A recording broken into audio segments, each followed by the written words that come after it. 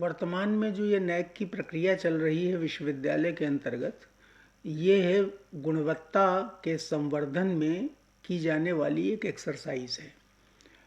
अर्थात जब नैक से विश्वविद्यालय का मूल्यांकन और प्रत्यायन हो जाएगा तो विश्वविद्यालय की जितनी भी गतिविधियां हैं उन सभी गतिविधियों को राष्ट्रीय और अंतर्राष्ट्रीय स्तर पर एक विशिष्ट मान्यता प्राप्त होगी।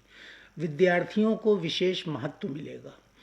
तो स्वाभाविक सी बात है कि गुणवत्ता के संवर्धन की दृष्टि से भारत सरकार के द्वारा जो ये सोचा गया कि सारे विश्वविद्यालयों में नैक कराया जाना चाहिए।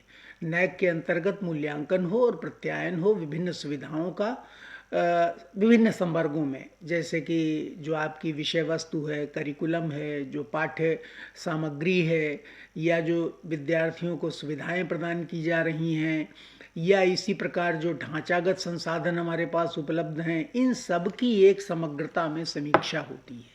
और इस प्रकार की जो ये समीक्षा है, ये समीक्षा की प्रक्रिया पूरी 2 चरणों में विभाजित है। पहला चरण जो है इसका, ये तो गणितीय है, अर्थात जो सुविधाएं हमारे पास हैं उनके लिए अंक निर्धारित हैं और उन निर्धारित अंकों में यदि हम आते हैं तो स्वतः ही हमें मिल जाएंगे। एक पक्ष इसका जो है वो गुणात्मक है, यानी क्वालिटेटिव है।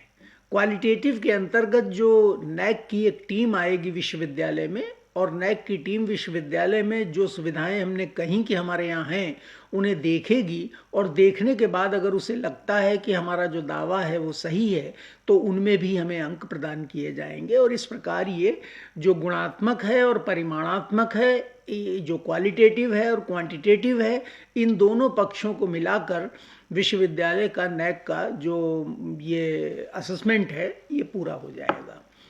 अब इस प्रक्रिया का एक बहुत महत्वपूर्ण चरण है और वो है विद्यार्थियों के द्वारा फीडबैक दिया जाना। नैक के द्वारा विद्यार्थियों को प्रश्नावली भेजी गई है। इस प्रश्नावली में कुल 21 प्रश्न हैं और ये प्रश्नावली कुछ छांट कर विद्यार्थियों को भेजी जाती है। सभी को नहीं जाती, लेकिन बहुत से विद्यार्थियों को जाती है। इसमें से लगभग 6000 विद्यार्थियों ने वापस जब हमारा फीडबैक भेज देंगे वो नैक को, तो उसके बाद नैक की टीम जो है वो हमारे यहाँ विश्वविद्यालय में आएगी, विजिट करेगी। तो इसलिए मैं अपने समस्त विद्यार्थियों से ये अपील करना चाहता हूँ कि उनके पास मेल के अंतर्गत नैक से कोई भी अगर फीडबैक के संबंध में क्वेश्चनायर आया हुआ है तो कृपया उस क्वेश्चनायर को सबसे पहले भरकर भेज दीजिए, क्योंकि यदि आप इस क्वेश्चनायर को भरकर भेजते हैं तो विश्वविद्यालय के नैक प्रत्यायन की प्रक्रिया अपने अंतिम चरण में पहुंचेगी, और यदि आप ऐसा नहीं करते हैं तो ये उतना ही विलंब होता जाएगा। और इस प्रक्रिया में विलंब होगा तो अभी तक जितनी मेहनत विश्वविद्यालय के द्वारा की गई है वो सारी मेहनत बेकार हो जाएगी और उसका वर्तमान में फिलहाल कोई परिणाम नहीं निकलेगा।